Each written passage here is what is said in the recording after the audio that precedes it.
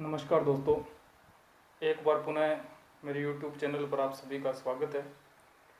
पिछले वीडियो में हमने पढ़ा कि राजस्थान के भौगोलिक स्वरूप को हमने 4 भागों में बांटा। उन 4 भागों में हमने पश्चिमी मरुस्थलीय प्रदेश की चर्चा की। पश्चिमी मरुस्थलीय प्रदेश को भी हमने 2 भागों में बांटा।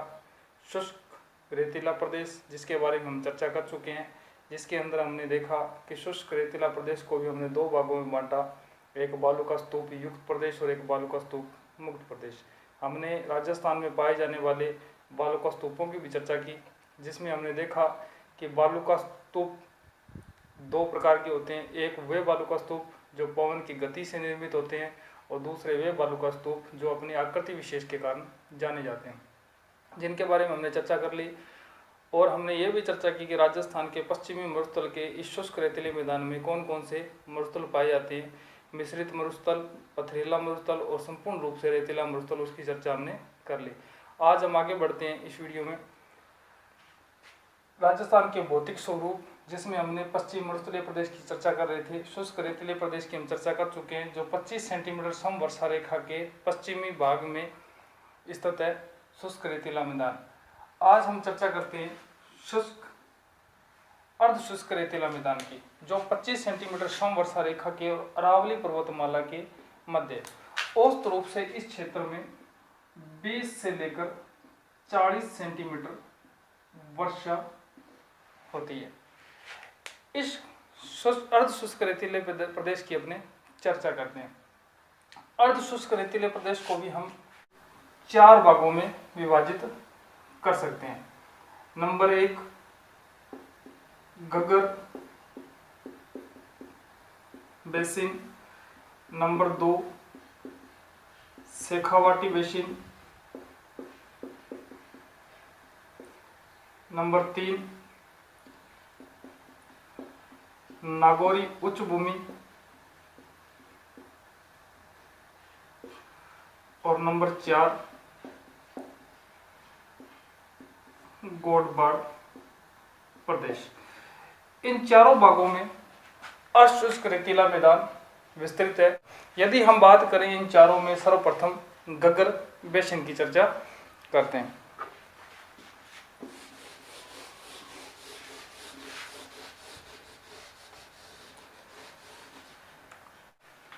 चर्चा करते हैं घग्गर बेसिन की, जो पश्चिमी मरुस्थलीय प्रदेश के अर्धशुष्क रेतीले मैदान का प्रथम भाग है।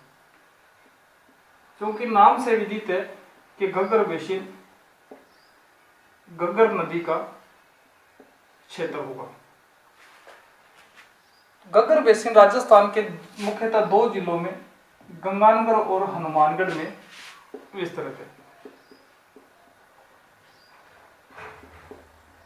गंगानगर और हनुमानगढ़। घग्गर नदी राजस्थान के इन 2 जिलों में प्रवाहित होती है। सर्वप्रथम मैं चर्चा करना चाहूं कि घग्गर नदी का उद्गम कहां से होता है। घग्गर नदी का उद्गम शिवालिका की पहाड़ियां,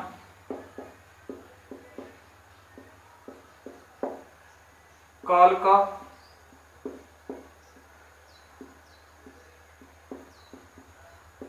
हिमाचल प्रदेश से इसका उद्गम होता है।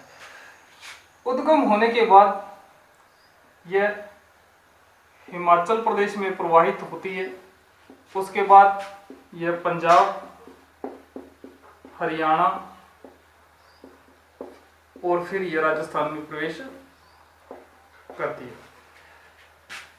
शिवालिका की पहाड़ियों से जहां से इसका उद्गम होता है, फिर हिमाचल प्रदेश, पंजाब, हरियाणा में होती हुई राजस्थान में प्रवेश करती है। राजस्थान में हनुमानगढ़ के टिब्बी नामक स्थान से यह प्रवेश करती है, और इसका पानी हनुमानगढ़ में बहने के बाद सुरतगढ़ तक पहुंच जाता है।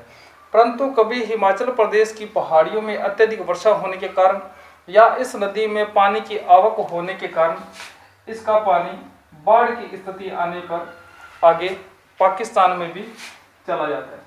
पाकिस्तान में जहां तक इसका पानी पहुंचता है, उस स्थान का नाम है फोर्ट अब्बास, या यूं कहें कि घग्गर नदी में बाढ़ की स्थिति पैदा होने पर इस घग्गर नदी का पानी फोर्ट अब्बास पाकिस्तान तक पहुंच जाता है। इस प्रकार यह नदी राजस्थान की एकमात्र नदी है जो 4 राज्यों में प्रवाहित होती है। राजस्थान की अंदर बहने वाली कोई भी नदी ऐसी नहीं है घग्गर नदी को छोड़कर जो 4 राज्यों में प्रवाहित होती है। घग्गर नदी आंतरिक प्रवाह क्षेत्र की मुख्य नदी है।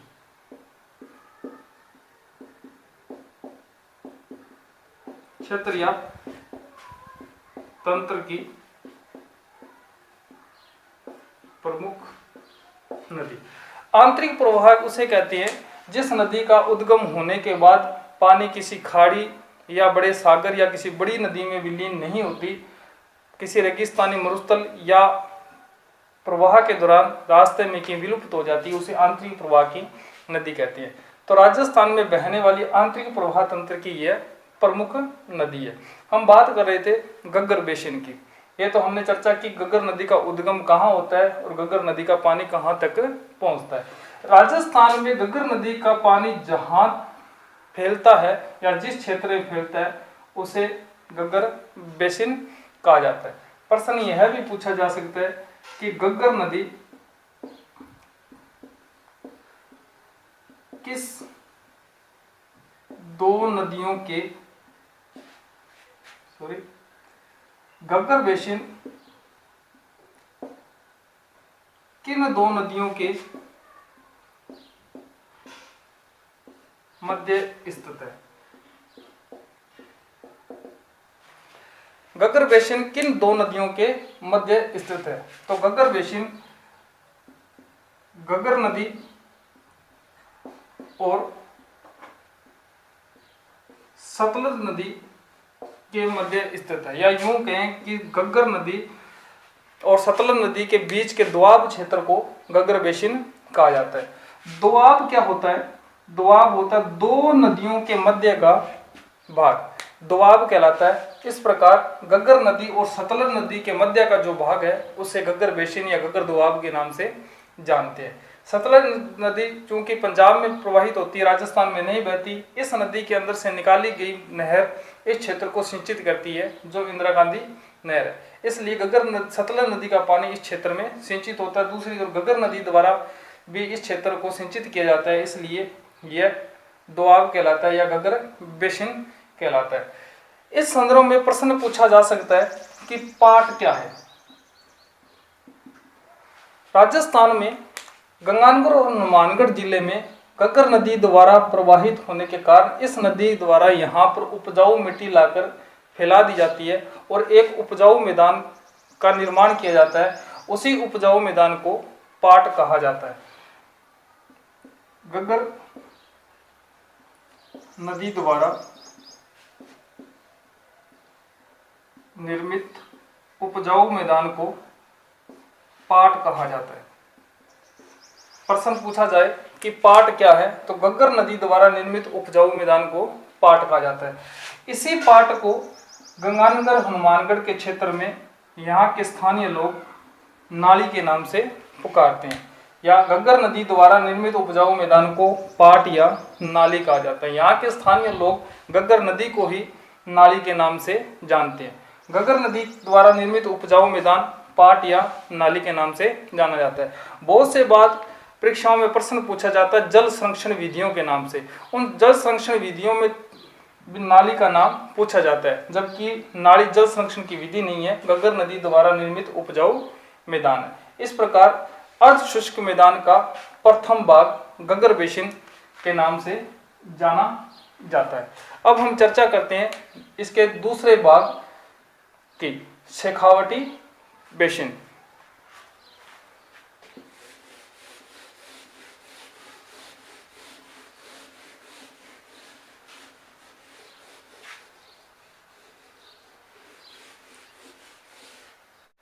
अर्ध शुष्क मैदान का दूसरा भाग शेखावटी बेसिन।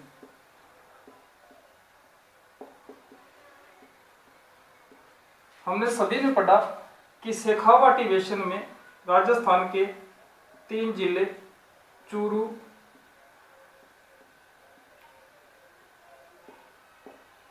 झुंझुनू, व सिक्कर आते हैं। सिक्कर, चूरू और झुंझुनू का जो क्षेत्र है उसे शेखावटी के नाम से जाना जाता है। राजस्थान में यह प्रदेश शेखावटी बेसिन के नाम से जाना जाता है।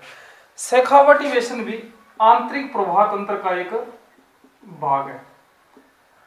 हम पहले चर्चा कर चुके हैं आंतरिक प्रवाह क्या होता है।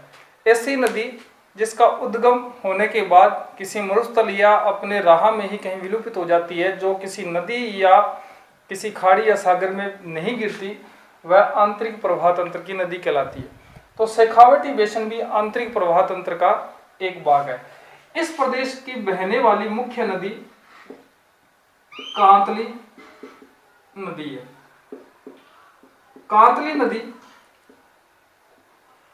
घग्गर नदी के बाद राजस्थान में आंतरिक प्रवाह तंत्र की मुख्य नदी है। कांतली नदी के उद्गम की चर्चा करना चाहूंगा। कांतली नदी का उद्गम खंडेला की पहाड़ी सिक्कर से होता है। खंडेला की पहाड़ी से इसका उद्गम होने के बाद में यह झुंझुनू जिले को दो भागों में विभाजित करती है और चूरू की सीमा पर कांतली नदी अपना अस्तित्व समाप्त कर लेती है या विलीन हो जाती है, मरुस्थल में विलीन हो जाती है। इस प्रकार यह यहाँ के आंतरिक प्रवाह की नदी है, जिसका उद्गम खंडेला की पहाड़ी शिखर से होता है और झुंझुनू की सीमा, झुंझुनू को दो भागों में बांटती हुई झुंझुनू चूरू की सीमा में रेगिस्तान में यह विलुप्त हो जाती है। आगे मैं इसकी चर्चा करना चाहूंगा कि शेखावटी बेसिन की अन्य और क्या विशेषताएं हो सकती है या किन प्रश्नों के बारे में यहाँ हमसे प्रश्न पूछा जा सकता है। घग्गर नदी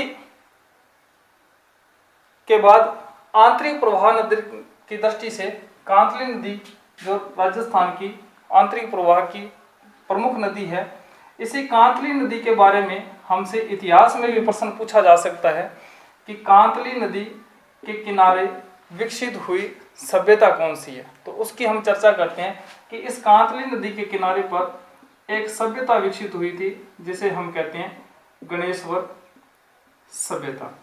गणेश्वर सभ्यता का विकास नीम का थाना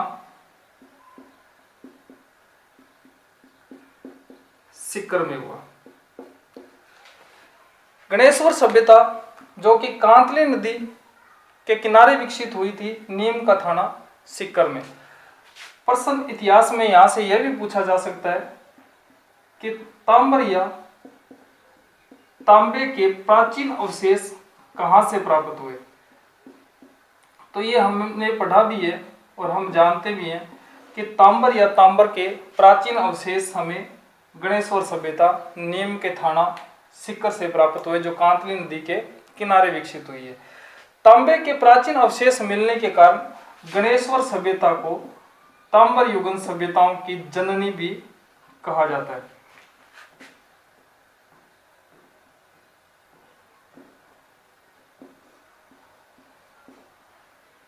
या यहां से प्रश्न यह पूछा जा सकता है कि तांबर युगीन सभ्यताओं की जननी किसे कहा जाता है। तो गणेश्वर सभ्यता को, जो कांतली नदी के किनारे पर विकसित हुई थी।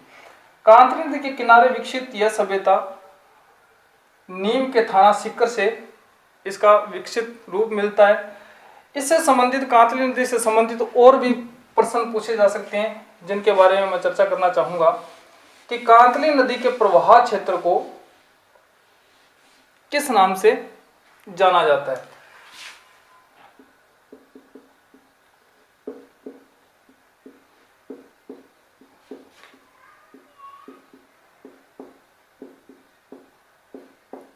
प्रश्न पूछा जा सकता है कि कांतली नदी का प्रवाह क्षेत्र किस नाम से जाना जाता है। तो वह जाना जाता है तोरावाटी के नाम से। तोरावाटी क्या, या यूं प्रश्न पूछा जा सकता है कि तोरावाटी क्या है। तो तोरावाटी कांतली नदी का प्रवाह क्षेत्र है। यहां एक और चर्चा करना चाहूंगा कि तोरावाटी बोली किस क्षेत्र में बोली जाती है। तो कांतली नदी का प्रवाह जिस क्षेत्र में होता है उस क्षेत्र में बोली जाने वाली बोली तोरावाटी बोली के नाम से जानी जाती है।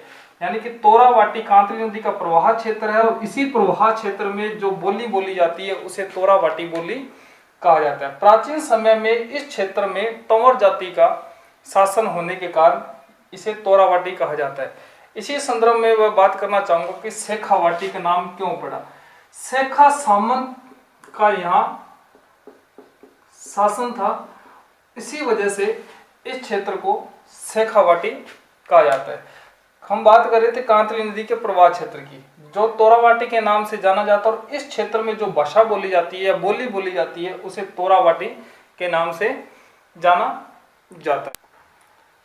हम चर्चा कर रहे थे कि जल संरक्षण विधियों की, तो मैं इस शेखावाटी क्षेत्र में या शेखावाटी बेसिन में जल संरक्षण से संबंधित कुछ शब्दों की या शब्दावली की चर्चा करना चाहूँगा कि जल संरक्षण से संबंधित शेखावाटी बेसिन से हमसे कौन से प्रश्न पूछे जा सकते हैं।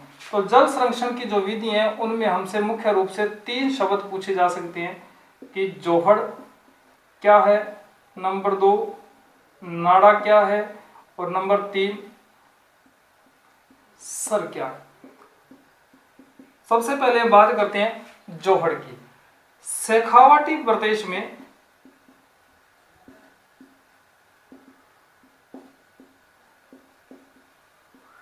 कच्चे कुएं, शेखावाटी प्रदेश में जो कच्चे कुएं खोदे जाती हैं उन्हें वहां स्थानीय भाषा में जोहड़ कहा जाता है। यह जल संरक्षण की एक विधि भी है। यदि इन कुओं को पक्के कर दिया जाता है तो वो नाड़ा कहलाते हैं। यानी कि शेखावाटी प्रदेश में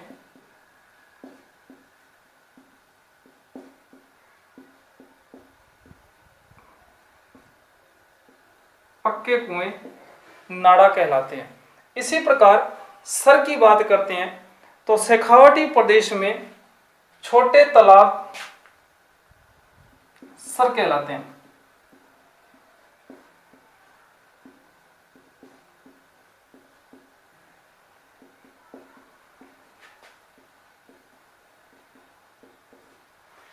तो शेखावाटी प्रदेश में जल संरक्षण से संबंधित 3 शब्दों की चर्चा बार बार परीक्षाओं में की जाती है, जिसके अंदर से जोहड़ के बारे में बहुत बार परीक्षाओं में प्रश्न पूछे भी जा चुके हैं कि जोहड़ क्या है, या शेखावाटी प्रदेश में कच्चे कुओं को किस नाम से जानते हैं, तो है जोहड़। यदि इन्हीं कच्चे कुओं को पक्का कर दिया जाता है तो वो नाड़ा के नाम से जाने जाते हैं, और शेखावाटी प्रदेश में जो छोटे तालाब होते हैं उन्हें सर कहा जाता है। इस प्रकार अर्ध शुष्क मैदान के 2 भाग कंप्लीट होते हैं।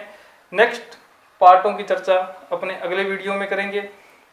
उससे पहले एक निवेदन करना चाहूँगा कि अभी ग्रीष्म ऋतु है, तेज़ धूप है, तापमान भी 40 डिग्री के आसपास है, इसलिए अपने घर के आसपास या अपने घर में ही कहीं पर अबोल पंछियों के लिए पानी की व्यवस्था करें, हो सके तो उनके लिए दाने पानी की व्यवस्था करें। अब हम मिलते हैं अगले वीडियो में। यदि ये वीडियो आपको पसंद आया हो तो लाइक कीजिए, शेयर कीजिए और मेरे चैनल को सब्सक्राइब कीजिए और नोटिफिकेशन बेल आइकन को ऑन कर लीजिए ताकि आने वाली वीडियो की नोटिफिकेशन आपको मिलते रहें। तब तक के लिए धन्यवाद।